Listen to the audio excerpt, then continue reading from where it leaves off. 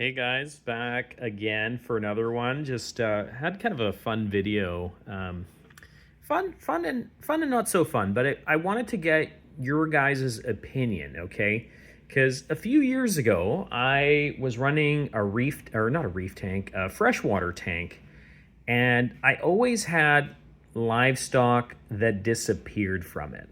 Okay, now I'm only 9 weeks in, I should say, into this aquarium setup. Okay, so I haven't been in it that long, but I was in one of these Facebook reefing groups, and I was reading that somebody had said, I have a clownfish in my small fluval 13.5 tank. Now they had a couple of anemones and some other coral in the tank, and the writer of the post was suggesting that he'd basically turned everything upside down in the tank and was not able to locate the fish. So, I mean, you know, is it possible? I mean, anemones, I know that if you had a lot of them and it's not a clown, they're capable of eating livestock.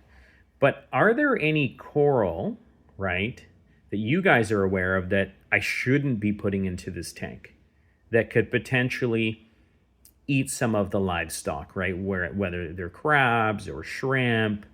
If so, let me know, right? Because I know that the torches, their tentacles can sting other coral, right? Um, but are they capable of consuming like a crab? I don't know. I mean, I don't think they are. I haven't done that reading, but I mean, it was just interesting that this guy has a tank identical to mine, but the fish was completely gone. Now, I can understand, like, if you didn't have a tank lid, then things can definitely exit the aquarium, right? So, guys, if you're, bought a used aquarium and it's lidless, things might come out, right? There's certain fish that are prone to jumping out of tank, right? I've had that happen with snails where, they use like the cord and they kind of make their way into the back chamber or out of the tank, or, say water quality was like really poor, like the snails will be the first to go to the surface, right? I guess it's possible that a fish would try to escape the tank if the water quality was terrible. But, again, like what I've read is that, fish often will wedge themselves between rockwork, right? Or in caves, or if your fish isn't well, like it's going to hide, right? So you're not going to see them that often. And also I've read that the cleanup crews, like if a fish were unwell, the cleanup crews actually, that's why we're not finding any remains. Like the cleanup crews actually take care of it. And of course, if you do have a gap in the tank or no lid, again, it's possible that the fish can jump and get several feet away from your tank, so you might not notice that they've actually jumped out. And one additional place whereby fish end up sometimes is in the overflow. So when I had a freshwater or my freshwater setup, I initially had two loaches in the back of my setup, and it was so difficult to get them out because it's really hard to net them in the small compartment in the very back, right? I mean, maybe there's better ways to capture them. Obviously, like again, like the more you start to learn about the hobby, you start to think, oh wow, like if I had to get my livestock out of here, like this goby, I assure you, he's super fast. So like, I've never netted I think the clowns would be pretty easy to net, but the goby, I have a feeling he'd be tough to capture. And same with the pistol. I'd have to move all the rock work. And given the time that we spent to create this beautiful aesthetic natural look, I don't want to be moving anything. That's why if I go away on vacation, I'm going to have like a neighbor come by, leave explicit instructions so that folks don't overfeed and all that. But we're pretty fortunate. Again, another place where they go, as we mentioned, is the overflow chamber. Fish sometimes, like if you fill up the water really high, they can just swim back and forth. I've had that happen with shrimp in my old tank, or if, like the how the water is able to flow back and forth if the slits are too big. Smaller inverts can probably end up in there, right, in the overflow. And sometimes they're able to live in the back chamber. As I said, that happened with my loaches, and occasionally they're able to exit. I think the design of this tank is so well designed that I don't see that happening, but I suppose it's how it could occur, right? But yeah, like one of the things I was reading was like the cleanup crews and the pistol shrimp. Like if you did have, a fish or some livestock that was not well, like they can really clean that up, and so that's why you wouldn't even see that.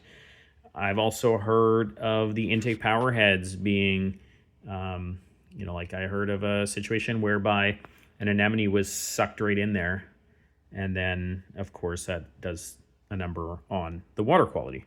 So that's not good. Filter guards, that's kind of what I was looking for. Like filter guards are where we can use to kind of, block out and prevent, smaller animals and livestock from going in there. The other thing I've learned is apparently gobies and blennies can hide for days at a time.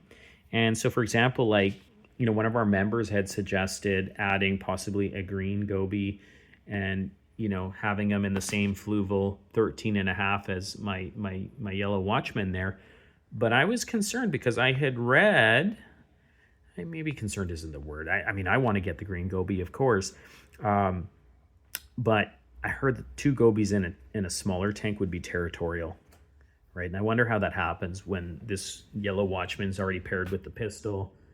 Does the green guy, would it just be too much in a small tank? Love to do it, but again, I haven't really looked into it enough, and I would imagine that it might create some stress for the fish, which is possible. So yeah, we've mentioned the rock work. I mean, if you're missing a fish, again, that's kind of where you want to start. You might need to move some rocks, right? You might need to look around your stand and make sure, you didn't have anyone escape. The other thing that's been suggested is you can actually shine a light towards the rock, and hopefully that is able to, bring your fish to surface, right? So, again, I think, one big way to prevent this would be make sure, I know lidless looks beautiful, right? But it's not something that I've done. So at any rate, guys, a bit of a shorter one, but if there's any other things that you've seen or perhaps experienced something whereby some livestock disappeared and you want to share that in our comment section, do so. Again, the snails, for me, disappeared quickly because they fell upside down and the cleanup crew took care of them pretty quickly. So they're opportunists. I had no idea, being new to the hobby, that would happen. Also didn't know that hermit crabs shed. I think they shed, right? Because I'm seeing like little bits and pieces of their feet around the tank. So they must be getting bigger. Guys, the other cool thing I want to show you guys is, I'm going to show you this one. We actually got this in Taiwan. Okay. Came back all the way from Canada to Taiwan. I think we were in Taipei at the time. And my little guy saw this and it came back with us. But at any rate, guys, if you're not subscribed, consider subscribing. We do appreciate every single one of you, and especially all the help that you've provided thus far. in terms of our setup. We're going to be heading into week 10 this week, so please continue to check back. I did head to our local saltwater aquarium shop, happened to be closed of all days. Today should always, that's I guess a life tip, check your aquarium hour stores. Ironically enough, I went to another saltwater aquarium shop last week and there was an emergency and I wasn't able to get in there. But I am going to go to my local one here in the next few minutes to pick up my aquascaping kit. I will show you guys that once I'm back. Again, thanks again for watching and have a great day.